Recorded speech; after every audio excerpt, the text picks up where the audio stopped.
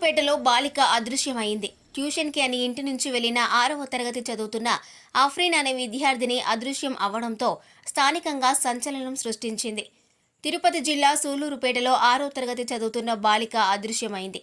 Tuition కని చెప్పి ఇంటి నుంచి వచ్చిన బాలిక తిరిగి ఇంటికి రాకపోవడంతో తల్లిదండ్రులు ఆందోళన చెందుతున్నారు.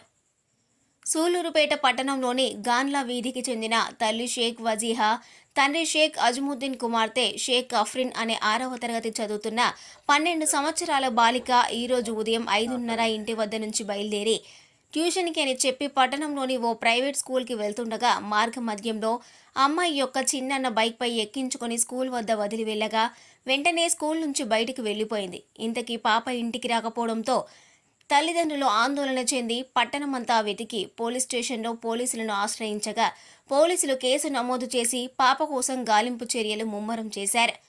పాప ఇంటి నుంచి వెళ్లి 10 గంటలు గడుస్తున్నా బాలిక ఆచూకీ రాకపోవడంతో మిస్సింగ్ కేసు మిస్టరీగా మారింది. అసలు ఎక్కడ ఉంది, ఏం చేస్తుంది, ఎవరైనా నమ్మించి కిడ్నాప్ చేశారా అని అనేక అనుమానాలకు దారితీస్తుంది. బాలిక ఆచూకీ ఇప్పటికీ లభించకపోవడంపై అదృశ్యమైన బాలిక తల్లిదండ్రులు ఆవేదన వ్యక్తం చేస్తున్నారు. మా పాప మాకు కావాలంటూ కన్నీరు మున్నీరవుతున్నారు.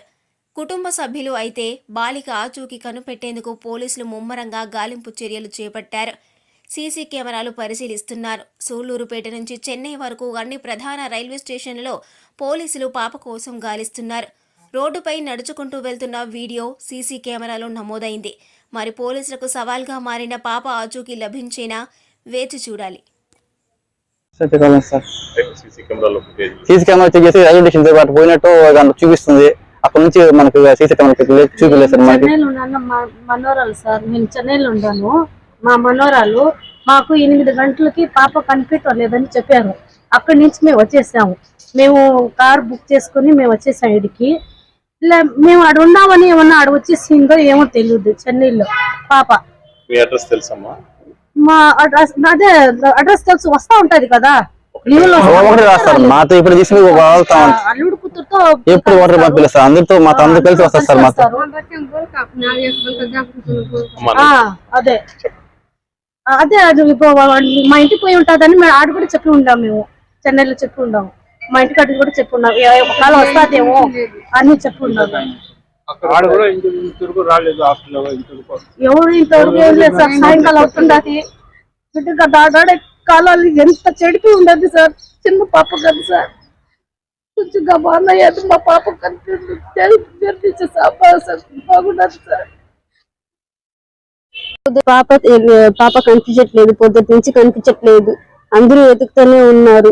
వీళ్ళు కూడా మాకు సహాయం చేసి మా పాప ఎడైనా కనిపిస్తే మాకు సహాయం చేయండి. విచారించాం సార్. మొత్తం విచారించాం. మేము విచారించి మేము అక్కడ పొద్దున వచ్చి కూడా స్టేషన్ లో కూడా కంప్లైంట్ ఇచ్చాము.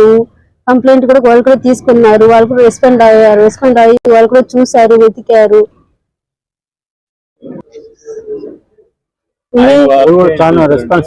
మేము చెప్పిన వెంటనే మాది సూళ్లూరుపేట గౌండీలో ఉంటాం. మేము నివాసం ఉంటాము. ఉదయాన్నే నేను 5:30కి లేసాను. లేసి మా పాపని నిద్ర లేపేసి నేను డ్యూటీకి పోతాను. అమ్మ నువ్వు చదువుకోమన్నాను. మా పాప సరే నాన్న నేను డ్యూటీకి పోయి చదువుకుంటాం అన్నది. నేను 5:30 డ్యూటీకి పోయేసి కొంచెం లేసి 6 గంటల ఇంటికి వచ్చేసాను. 6 ఇంటికి వచ్చి ఇంట్లో పాప లేదు. సరే మిద్ది పైన చుట్టుపక్కల మొత్తం విచారించాము, ఎక్కడ కనిపించలేదు. సరే స్కూల్కి వెళ్ళిన పోయి చెప్పేసి మొత్తం వేసుకునేసరికి మా ఆవిడ వాళ్ళ అన్న కొడుకు కొనేసి నాకు బజార్లో కనిపించింది. ఎక్కడికమ్మా అంటే నేను ట్యూషన్కి పోతున్నాను అని చెప్పేసి మా ఆవిడ అన్న కొడుకు తీసి అక్కడ వదిలేసి అబ్బాయి వచ్చేసినట్టు. సరే అని చెప్పేసి మేము స్కూల్ కాడ పోయి సీసీ కెమెరా చెక్ చేసి సీసీ కెమెరాలో అక్కడ మా అమ్మాయి ఉన్నింది. అక్కడ నుంచి నేరుగా వేరే దగ్గర వచ్చి వీధిలో వచ్చి అక్కడ చెక్ చేసి సీసీ కెమెరా చేసి అక్కడ అమ్మాయి ఉన్నింది. అసలు నుంచి అమ్మాయి కనిపించలేదు సార్. దయచేసి అక్కడ ఉన్న మా అమ్మాయి కనిపిస్తా. ఈరోజు ఉదయం తెల్లవారుజామున సూళ్లూరుపేట టౌన్లో నుంచి షేక్ అఫ్రీన్ అనే 6th క్లాస్ చదివే అమ్మాయి 12 years అమ్మాయి ఇంటి దగ్గర నుంచి వెళ్ళిపోయింది.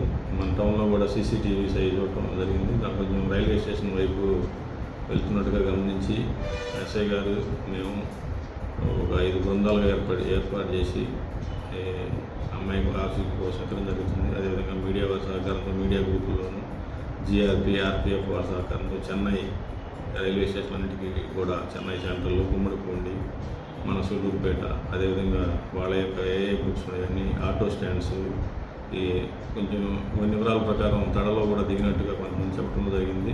సో నేనే స్వయంగా తడ వెళ్ళి ఆ వరదాయపాలెం రూట్లో ఉన్నటువంటి విలేజెస్లోను, అదేవిధంగా తడ మండలంలో ఉన్నటువంటి అన్ని ఛానల్స్ యొక్క వార్తా ప్రసార మాధ్యమాలన్నింటిలో కూడా ఈ విస్తృతంగా ఈ యొక్క అమ్మాయి యొక్క ఫోటోని ప్రచురించడం జరిగింది. అదేవిధంగా ఎఫర్ట్స్ జరుగుతూనే ఉన్నాయి. చెన్నై సెంట్రల్కి రైల్వే స్టేషన్లో కూడా ఒక ఇద్దరు వ్యక్తులను బృందాన్ని పంపించడం జరుగుతుంది. ఎందుకంటే ఒకవేళ చెన్నై యొక్క ప్లాట్ఫామ్స్లో దిగేయడం వెళ్ళినట్టుగా కానీ తెలుసుకోవడానికి కూడా ఏ విధమైన కానీ సమాచారం లభించినట్టయితే మా యొక్క ఎస్ఐ గారి నెంబర్ కానీ, నా నెంబర్ కానీ, లేకపోతే తల్లిదండ్రుల నెంబర్ కానీ కూడా ఇవ్వడం జరిగింది. కాబట్టి ఆ సమాచారాన్ని అందజేయగలరు. ప్రస్తుతానికైతే తడలో కూడా రైల్వే స్టేషన్లో చూశానని కొంతమంది చెప్పడం జరిగింది.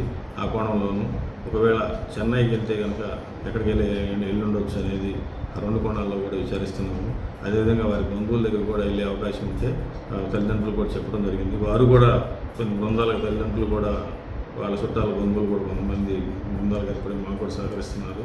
కాబట్టి ఎవరికైనా ఈ అమ్మాయి గురించి సమాచారం, అఫ్రీన్ గురించి కనుక సమాచారం ఇచ్చినట్టయితే మా సూళ్ళూరుపేట పోలీసు వారికి తెలియజేయాలని చెప్పి కోరుతున్నాం.